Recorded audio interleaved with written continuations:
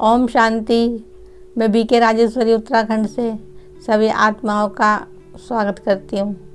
आज मैं थोड़ा सा आपको बताऊंगी कि जैसे कि बहुत से बच्चे कहते हैं कि योग में बैठते हैं लेकिन योग लगता नहीं, मुरली सुनते हैं समझ में नहीं आती, धारणा नहीं होती। तो ऐसा क्यों होता है? ऐसा इसलिए होता है कि जिस दिन हम अपने को आत्मा समझेंगे ना, क्योंकि आत्मा का हम शरीर ज़्यादा समझते हैं, जिस दिन हम अपने को आत्मा समझने लगेंगे कि मैं एक आत्मा हूँ, अजर अमर अविनाशी, ये शरीर तो एक दिन नष्ट होना है और आत्मा अमर है कि शरीर तो एक दिन नष्ट हो जाना है, लेकिन आत्मा कभी नहीं मरती। आत्मा कभी नहीं मरती, कैसे भी तोड़ मरोड़ लो, आत्मा कभी नहीं मरती। आत्मा तो जाएगी और फिर शरीर लेके दूसरा आ जाएगी पाठ बजाने के लिए। तो ये जैसे बाबा ने बताया रखा है कि इन बातों को हमेशा बुद्धि में रखना है कि मैं तो आत्मा हूँ, ये शरीर तो एक दिन नष्ट होना है। तो ये शरीर का देहभास अब हमारे अंदर से निकलता जाएगा। जिस शरीर को हम ज़्यादा प्यार करते हैं, जरा सा दुख बीमारी हो जाती है तो लगता है कहीं मर ना जाए हम। अब जब बाबा ने तो बता दिया ना कि आत्मा तो निकल के चली जाएगी, हमारे आत्मा तो, और ये शरीर तो नष्ट हो नहीं है, तो फिर इस शरीर से इतना प्यार क्यों? ये शरीर तो जाएगा ही एक दिन।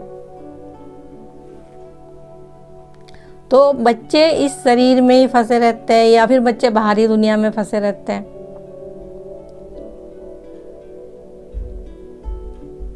तो कहने का ये मतलब है, जिस दिन हमने ये निश्चित कर लिया ना कि मैं एक आत्मा हूँ, अमर अविनाशी, ये पाठ हमने पक्का कर लिया, तो उस दिन ज्ञान भी पक्का हो जाएगा, मुरली भी समझ आ जाएगी। फिर जब हम अपने को आत्मा मान लेंगे तो हम परमात्मा पे हमें एकदम निश्चय हो जाएगा। क्यों? परमात्मा बिंदी और आत्मा भी बिंदी, ना ही हमें आत्मा दिखाई देती है ना ही परमात्मा दिखाई देता है,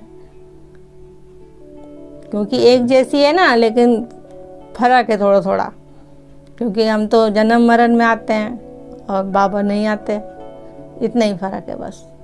तो जिस दिन हमारे दिल ने ये ठान लिया ना कि मैं आत्मा हूँ और वो परमात्मा, और ये जो शरीर है तो एक दिन नष्ट होना ही है और हमें फिर दुनिया में बार बार आना है, तो ज्ञान भी समाता रहेगा अंदर। तो ऐसे ही जैसे मुरली नहीं समझ आती, तो मुरली में से बाबा के बहुत सारे पॉइंट हैं समझने के लिए, और बहुत सी वीडियो भी आती है बहुत अच्छी अच्छी कि मुरली का मंथन करके समझाते हैं। उसको समझो, उसको धारण करो और योग में बैठो। बस मैं यही कहना चाहती हूँ आपको कि जिस दिन आपको ये निश्चय हो जाएगा कि मैं आत्मा हूँ, तो बाप पे भी निश्चय हो जाएगा, ज्ञान पे भी। फिर जो बाबा का ज्ञान है वो सब अंदर ऑटोमेटिक ही समाता रहेगा। लेकिन पहले आत्मा पे निश्चय हो कि मैं आत्मा हूँ, ये शरीर नहीं है, और फिर बाबा का ज्ञान, उसको डेली सुनो मुरली को और योग करो, तो वो ऑटोमेटिक ही सब बुद्धि में हमारी भरता रहेगा। ओम शांति, ओम शांति।